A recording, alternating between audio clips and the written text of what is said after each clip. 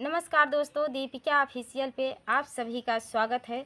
आशा करती हूँ आप सब लोग ठीक होंगे। तो आज हम एक प्यारा सा दर्द भरा बेटी विवाह लेकर आए हैं। तो इस गीत में बहुत ही दर्द भरा है। एक माँ का दर्द है। जब बेटी की शादी तय हो जाती है तो एक माँ अपनी बेटी को कैसे शिक्षा देती हैं, कैसे संस्कार देती हैं कि ससुराल में जाकर बेटी ऐसे रहना तभी गुजारा है। तो माँ देखो क्या क्या समझाती हैं अपनी बेटी को। इस गीत में आप लोग सुनिएगा एक माँ का दर्द अपनी बेटी के लिए कैसे बताती हैं। तो आप लोग भी सुनिए और जैसा लगे कमेंट में ज़रूर बताना, तभी हमें भी पता चलेगा। अगर कमेंट में बताएंगे तो हमें भी पता चलेगा कि आप सब लोग हमारे वीडियो को फुल वॉच करके देखते हैं। तो चलिए सुनाते हैं ये प्यारा सा दर्द भरा बेटी विवाह गीत। नीक साहुरवा तू सीखियो हमारी बिटिया, मानियो कहनवा हमार।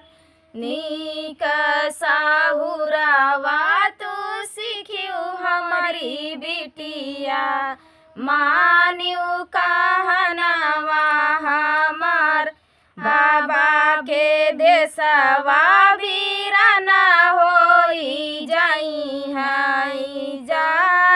के तो है ससुराल।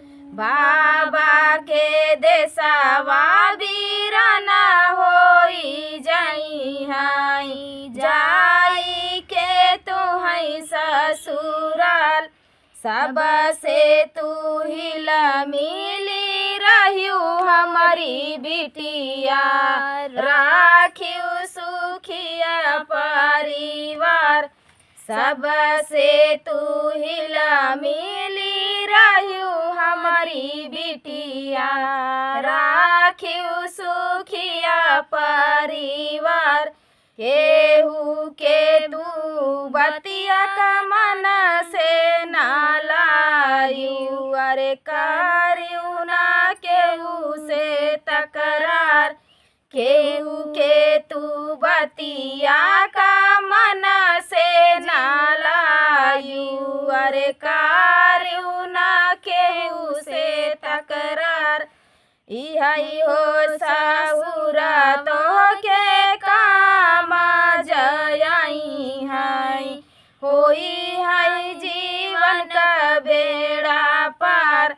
इहाई सहुरा तो के कमावा जयाई है, होई है जीवन का बेड़ा पार। ही विधि रहे से होई है गुजारा, राखियो बतिया हमार।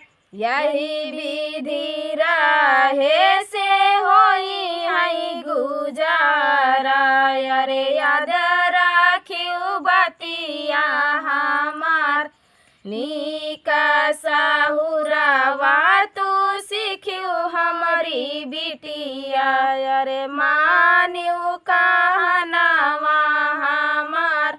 नीक साहुरवा तू सीखियो हमारी बिटिया, मानियो कहनवा हमार।